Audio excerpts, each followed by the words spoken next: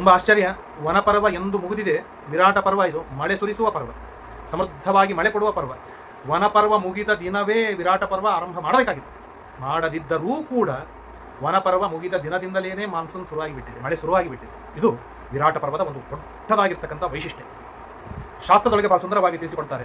ಮಹಾಭಾರತವೆಂಬ ವಿರಾಟಾದ ಭಗವಂತನ ಸ್ವರೂಪದಲ್ಲಿ, ಭಗವಂತನೆಂಬ ವೃಕ್ಷದೊಳಗೆ ಫಲ ಸಾರ ರೂಪವಾದದ್ದು ವಿರಾಟೋದ್ಯೋಗ ಸಾರವಾನ್. ವಿರಾಟ ಪರ್ವ ಹಾಗೂ ಉದ್ಯೋಗ ಪರ್ವಗಳೇನಾಗಿದೆ ಶ್ರೀಮನ್ ಮಹಾಭಾರತದ ಸಮಗ್ರ ಮಹಾಭಾರತದ ಸಾರ ಸರ್ವಸ್ವವಾಗಿದೆ ಎಂಬುದಾಗಿ ತಿಳಿಸಿಕೊಡ್ತಾರೆ. ಅಂತಹ ದೊಡ್ಡದಾದ ಹಿರಿಮೆ ವಿರಾಟ ಪರ್ವ ಹಾಗೂ ಉದ್ಯೋಗ ಪರ್ವಗಳಿಗೆ ಇರುವಂಥದ್ದು.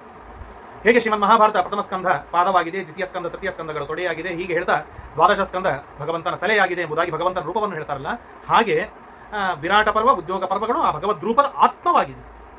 ಮಹಾಭಾರತ ಎಂಬ ವೃಕ್ಷದ ಸಾರವಾಗಿದೆ, ಫಲರೂಪದಲ್ಲಿ ಇದೆ ವಿರಾಟ ಪರ್ವ ಹಾಗೂ ಉದ್ಯೋಗ ಪರ್ವ. ಯಾಕೆ ಅಂತಂದ್ರೆ, ಸಮಗ್ರವಾದ ಶ್ರೀಮನ್ ಮಹಾಭಾರತದಲ್ಲಿ ದೇವರನ್ನು ಸರ್ವೋತ್ತಮ ಎಂಬುದಾಗಿ ಕೊಂಡಾಡ್ತಾ ಬಂದಿದೆ, ಇದರಲ್ಲಿ ಎರಡು ಮಾತಿಲ್ಲ. ಆದರೆ ಉದ್ಯೋಗ ಪರ್ವದೊಳಗೆ ಶ್ರೀಕೃಷ್ಣ ಪರಮಾತ್ಮನ ದಿವ್ಯವಾದ, ಅಗಾಧವಾದ, ಅಭೂತಪೂರ್ವವಾದ ಸರ್ವಾಂಗೀಣವಾದ ಮಹಿಮೆಗಳು ಬಂದಿದೆ. ಅವನ ಬಲ, ಶ್ರೀಕೃಷ್ಣ ಪರಮಾತ್ಮನ ಬಲ, ಶ್ರೀಕೃಷ್ಣ ಪರಮಾತ್ಮನ ಜ್ಞಾನ, ಶ್ರೀಕೃಷ್ಣ ಪರಮಾತ್ಮನ ಚಾಕಚಕ್ಯತೆ, ಶ್ರೀಕೃಷ್ಣ ಪರಮಾತ್ಮನ ಬುದ್ಧಿವಂತಿಕೆ, ಶ್ರೀಕೃಷ್ಣ ಪರಮಾತ್ಮನ ರಾಜಕಾರಣ, ಶ್ರೀಕೃಷ್ಣ ಪರಮಾತ್ಮ ತಾನು ತೋರಿಸಿದ ವಿರಾಟ್ ರೂಪ, ವಿಶ್ವರೂಪ. ದೈತ್ಯರಿಗೆ ಮೋಸ ಮಾಡಿದ್ದು, ಪಾಂಡವರಿಗೆ ರಕ್ಷಣೆಯನ್ನು ಮಾಡಿದ್ದು, ಪಾಂಡವರ ಪರವಾಗಿದ್ದು, ಭಕ್ತರ ಪರವಾಗಿದ್ದು, ಹೀಗೆ ಸರ್ವಾಂಗೀಣವಾಗಿ ಶ್ರೀಕೃಷ್ಣ ಪರಮಾತ್ಮನ ಮಹಿಮೆ ಎಲ್ಲಾದರೂ ಸಿಗುತ್ತದೆ ಅಂತ ವಿಚಾರವನ್ನು ಮಾಡಿದಾಗ ಅದು ಉದ್ಯೋಗ ಪರ್ವದಲ್ಲಿ ಸಿಗತ್ತೆ. ಆದ್ದರಿಂದಾಗಿ ಉದ್ಯೋಗ ಪರ್ವ ಅತ್ಯುತ್ಕೃಷ್ಟವಾದದ್ದು.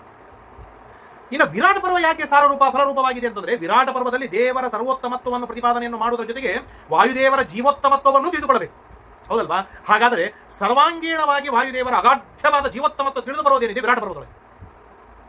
ಕೀಚಕರಂತಹ ದೈತ್ಯನಾದ ಕೀಚಕನನ್ನು ಸಂಹಾರವನ್ನು ಮಾಡಿದಾಗ ದೈತ್ಯರ ಅಗ್ರೇಸರನಾದ ದುರ್ಯೋಧನ ಹೇಳ್ತಾನೆ, ಭೀಮಶ್ಚ ಬಲಭದ್ರಶ್ಚ ಮದ್ರರಾಜಶ್ಚ ಬೀರ್ಯವಾನ್ ಚತುರ್ಥ ಕೀಚಕಸ್ತೇಷಂ ಪಂಚಮೋ ಅನುಶುಶ್ರಮಃ ಎಂಬುದಾಗಿ ಹೇಳೋಣದಿಂದಲೇನೆ ಭೀಮಸೇನ ದೇವರು ಆಗಿನ ಕಾಲದೊಳಗೆ ಬಲರಾಮ ದೇವರಿಗಿಂತಲೂ ಬಲಢ್ಯರಾಗಿದ್ದರು ಎನ್ನುವುದನ್ನು ನಮಗೆ ತಿಳಿದು ಬರ್ತದೆ. ಆದ್ದರಿಂದಾಗಿ ಭೀಮಸೇನ ದೇವರ ಜೀವೋತ್ತಮತ್ವವನ್ನು ಪ್ರತಿಪಾದನೆಯನ್ನು ಮಾಡುವುದು ವಿರಾಟ ಪರ್ವವಾದರೆ, ದೇವರ ಸರ್ವೋತ್ತಮತ್ವವನ್ನು ಪ್ರತಿಪಾದನೆಯನ್ನು ಮಾಡುವುದು ಉದ್ಯೋಗ ಪರ್ವ. ಆದ್ದರಿಂದಾಗಿ ವಿರಾಟ ಮತ್ತು ಉದ್ಯೋಗ ಪರ್ವಗಳೇನಾಗಿದೆ, ಇದು ಮಹಾಭಾರತದ ಆತ್ಮವಾಗಿದೆ, ಮಹಾಭಾರತದ ಸಾರವಾಗಿದೆ, ಮಹಾಭಾರತದ ಫಲವಾಗಿದೆ ಎಂಬುದಾಗಿ ತಿಳಿಸಿಕೊಡ್ತಾರೆ. ಆದ್ದರಿಂದಾಗಿ ಈ ವಿರಾಟ ಪರ್ವ ಉದ್ಯೋಗ ಪರ್ವದ ಫಲಗಳೂ ಕೂಡ ಅಷ್ಟೇ ಅಗಾಧವಾದ ಅತ್ಯದ್ಭುತವಾಗಿರ್ತಕ್ಕಂತಹ ಫಲಗಳು ನಮಗೆ ಸಿಕ್ಕು ಬರುತ್ತೆ ಎಂಬುದಾಗಿ ತಿಳಿಸಿಕೊಡ್ತಾರೆ.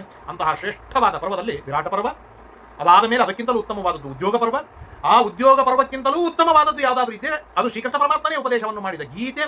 ಆ ಗೀತೆಗಿಂತಲೂ ಉತ್ತಮವಾದದ್ದು ಯಾವುದಾದ್ರೂ ಇದ್ರೆ ಅದು ವಿಷ್ಣು ಸಹಸ್ರನಾಮ. ಹೀಗೆ ಶ್ರೀಮನ್ ಮಹಾಭಾರತದಲ್ಲಿ ಒಂದು ಕ್ರಮವನ್ನು ಹೇಳ್ತಾರೆ. ಮೊಟ್ಟ ಮೊದಲನೇದ್ದು ವಿಷ್ಣು ಸಹಸ್ರನಾಮ, ಗೀತಾ, ಉದ್ಯೋಗ ಪರ್ವ, ವಿರಾಟ ಪರ್ವ, ಆಮೇಲೆ ಸಮಗ್ರವಾಗಿರ್ತಕ್ಕಂಥ ಶ್ರೀಮನ್ ಮಹಾಭಾರತ. ಈ ಕ್ರಮದೊಳಗೆ ನಾವು ತಾರತಮ್ಯವನ್ನು ತಿಳಿದುಕೊಳ್ಳಬೇಕು ಎನ್ನುವುದನ್ನು ಕೂಡ ತಿಳಿಸಿಕೊಡ್ತಾರೆ. ಆದ್ದರಿಂದಾಗಿ ವಿರಾಟ ಪರ್ವ ಭೀಮಸೇನ ದೇವರ ಅಸಾಮಾನ್ಯವಾಗಿರ್ತಕ್ಕಂಥ ಬಲ, ಶಕ್ತಿ, ಧೈರ್ಯ, ಪರಾಕ್ರಮ ಎಲ್ಲವನ್ನು ತೋರಿಸಿಕೊಡುವಂಥ